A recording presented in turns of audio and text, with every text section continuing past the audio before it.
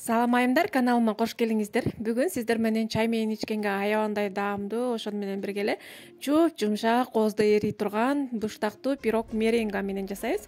Видеонун аягына чейин карап, мен менен бирге болуңуздар. Каналыма каттала элек болсоңуздар, каттала алыңыздар. Анда эмесе кеттик.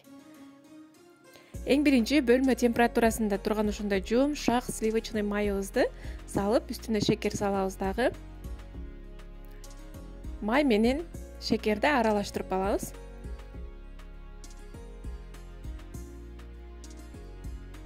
Андан кийин жумурткабызды кошуп, бирдей масса болгучакта аралаштырып алабыз дагы. Унга көптүргүч кошуп, разыгсел кошобуз. Андан кийин биздин массага кошобуз дагы, биз камыр илеп алабыз. Бизде аябандай жумшак, назик, сонун камыр келип чыгат. Бул процессти кол менен деле жасасаңыздар болот кыздар. Мынакей биздин камырыбыз даяр.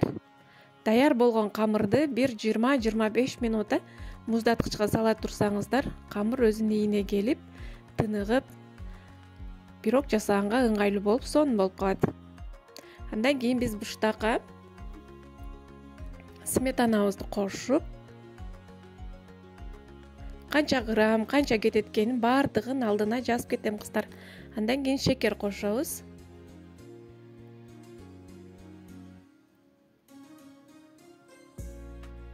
Андан кийин жумуртканын сарысын кошуп,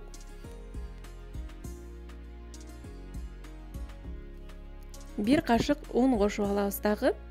Блендердин жардамы менен бирдей массага келтирип алабыз.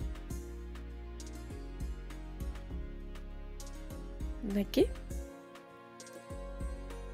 Биздин начинкабыз даяр.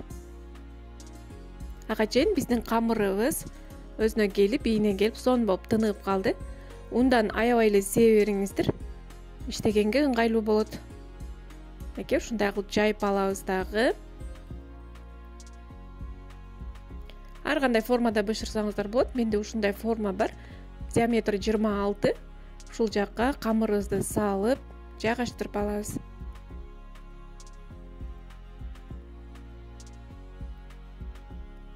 Мынакей.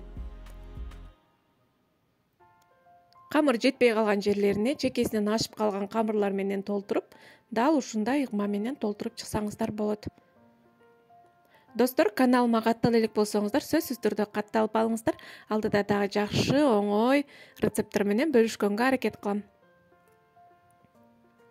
Мынакей толтуруп алдык.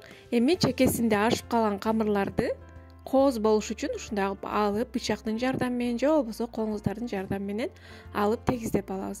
Андан кийин ашып калган камырларды ушундай пирогдун эң алдына салып койсоңуздар, эч нерсе болбойт. Ушундай кылып салып, үстүнө начинка коебуз. Аябандай даамдуу, ошон менен эле назик пирог болот кыздар. Сөзсүз түрдө жасап көрүңүздөр. Жасап калсаңыздар, сөзсүз түрдө фото отчет менен бөлүшүп коюңуздар. Мен кубанычта болуп калам. Мынакей, дайындап алдык. Эми 180 градуста духовкага салып бышырып алабыз. Биздин пирогубуз бышкычакты, биз пирогдун үстүнө меренга даярдайбыз. Бул жерде жумуртканын агын ушундай алып биринчи кичине миксерлеп алабыз дагы. Андан кийин бөлүп шекер кошобуз.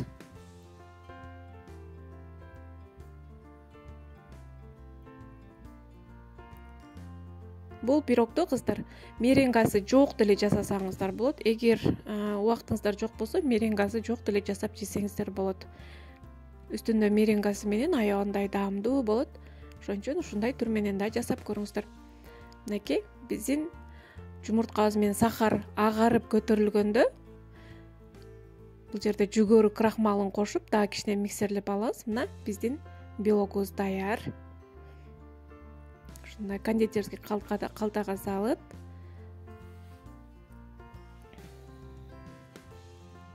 өзүңүздөргө кандай узорлор жагат, кандай жакса ошондой кылып үстүн коздоп алсаңыздар болот. Мен ушундай кылып толтуруп алдым. Мынакей. Меренганы пирогдун үстүнө жаккандан кийин кайра духовкага бир 5-10 минутага үстү кызаргычакты салып алабыз кыздар. Мынакей биздин пирогубуз аябандай сонун болуп, кооз болуп бышып чыкты. толук муздагычакты кое турасыздар дагы.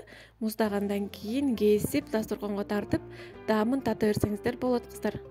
Кыздар, видео жаккан болсо лайк басып, комментарий жасап кетиңиздер. Эгерде кандайдыр бир түшүнбөй калган жерлериңиздер болсо, комментарийге калтырып кетсеңиздер, мен сиздерге сөзсүз түрдө жооп берем. Жана тууган урук, достор менен дагы видео менен бөлүшүп койгонду унутпаңыздар. Көңүл бурганыңыздар үчүн чоң рахмат. Кийинки видеодо көрүшкөнгө чейин аман болуңуздар.